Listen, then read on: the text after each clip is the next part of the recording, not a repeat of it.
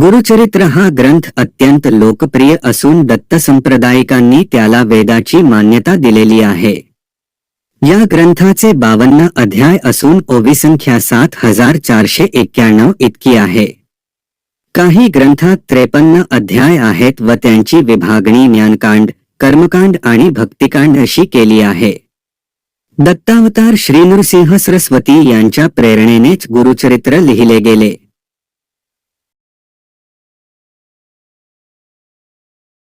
या ग्रंथाचे पारायण केल्याने एखाद्या गंभीर संकटातून बाहेर पडण्याचा मार्ग सापडतो अशी मान्यता आहे. या ग्रंथाच्या वाचनाने कुठल्याही प्रकारचे आधिव्याधी आजार याच्या वाचनाने नष्ट होते. याने मनुष्य दुःखमुक्त होतो. घरामध्ये गुरुचरित्र वाचनाने नकारात्मक वातावरण नाहीसं होतं आणि आनंद, चैतन्य व प्रसन्नता निर्माण होते. पितृदोष व वास्तुदोष यावरती उपाय म्हणून गुरुचरित्र पारायण केल्यास प्रभावी अनुभव येतात. आपल्या कुंडलीतील ग्रहनक्षत्रे, पितृदोष, प्रारब्ध दोष यावर गुरुचरित्र एक रामबाण उपाय असल्याचे जाणकार सांगतात.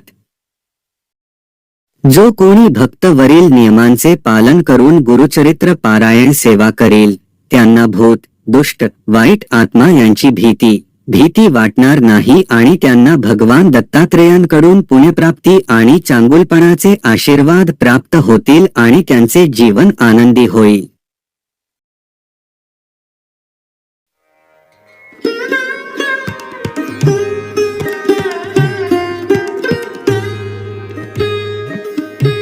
दत्तात्रेय ही 3 शिरे असलेली देवता औदुंबर वृक्षाखाली यज्ञकुंडासमोर अथवा अग्निसमोर बसलेली दिसते. गळ्यात रुद्राक्षमाळा, अंगावर भस्माचे पट्टे, समोर 4 कुत्री, मागे गाय असा परिवार दिसून येतो. स्वरूप दिगंबर म्हणजे फक्त पितांबर नेसलेले अशा अवस्थेत ध्यानस्थ बसलेले दिसतात. 4 कुत्री हे 4 वेद आहेत आणि शंकराचे भैरव मानले जातात. रुद्राक्ष, अंगावर भस्म यांवरून ते स्मशानात राहणाऱ्या शिवाचे ध्यान करत असल्याचे दिसते. गाय ही गोमाता दैवी स्वरूप प्रकृतीचे वरदान आहे.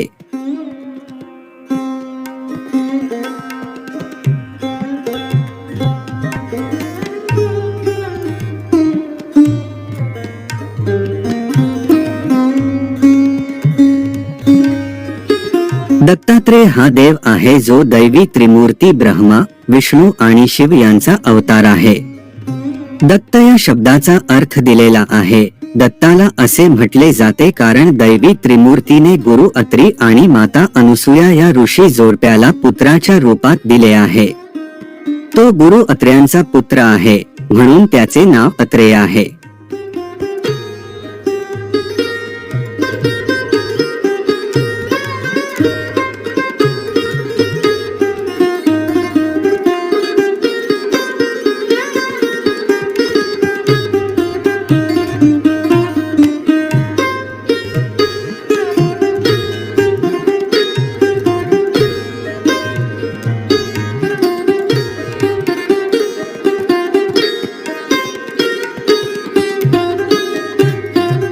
आपण दत्त गुरूंचे सच्चे भक्त असाल तर गुरु काय चमत्कार करू शकतात ते नक्की पहा.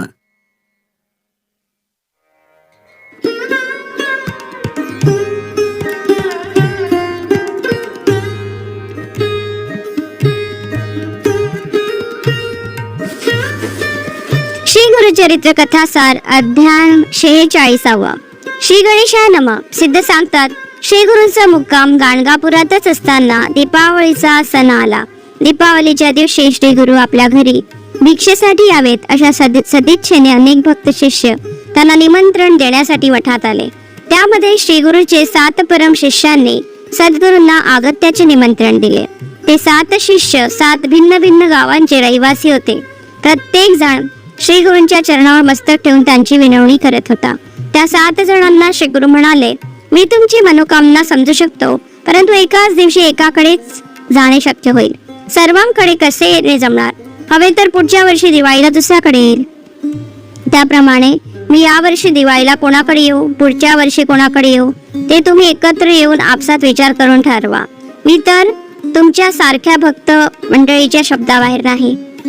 ते 7 शिष्य एकत्र आले. त्याच्यामध्ये श्री गुरुच्या भिक्षेच्या विषयावरून वाद सुरू झाला. कोणीही समजुतीने माघार घेईन.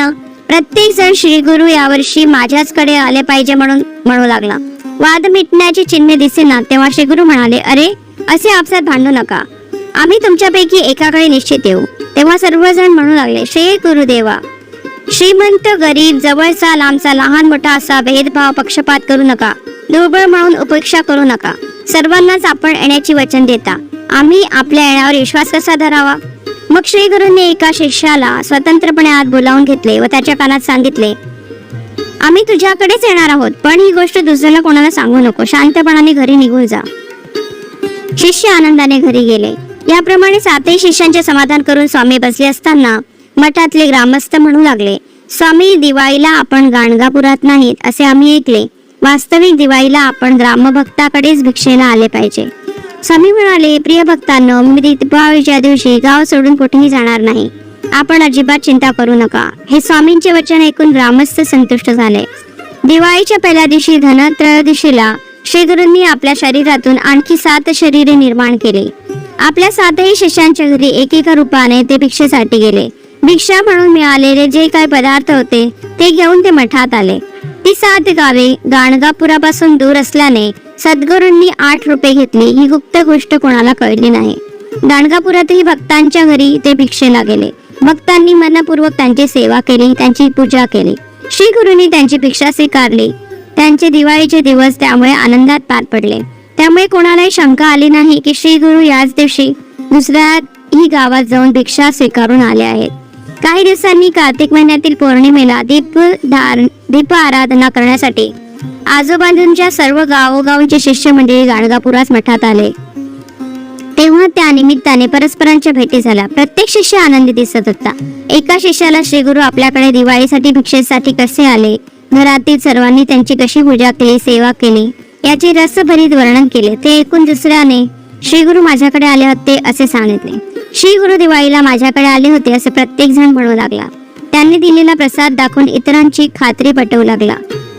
हे पाहून गावातील भक्त मंडळी हसू लागली. ते म्हणाले, सद्गुरु दिवाळीच्या दिवशी भिक्षेसाठी अन्य कुठेही गेले नाही, ते गाणगापुरातच होते. येथील भक्तांकडे ते भिक्षेसाठी गेले होते. हे ऐकून सर्वांना त्या चमत्काराचे नवल वाटले व श्री गुरूंनी 8 विभूती रूपे घेऊन सर्वांच्या घरी जाऊन त्यांना संतुष्ट केले. श्री गुरूच्या ठाई अष्टसिद्धी नांदतात. त्यांना असा चमत्कार करणे सहज शक्य आहे. सिद्ध मुनी नामधारकाला म्हणाले, श्री गुरूंची सेवा संसार दुःखातून पार करेल. संसार रूपी वाळवंटातील तो एकमेव मधुर थंड जलाचा स्रोत आहे. म्हणून गुरु सेवाच करा. 46वा अध्याय समाप्त.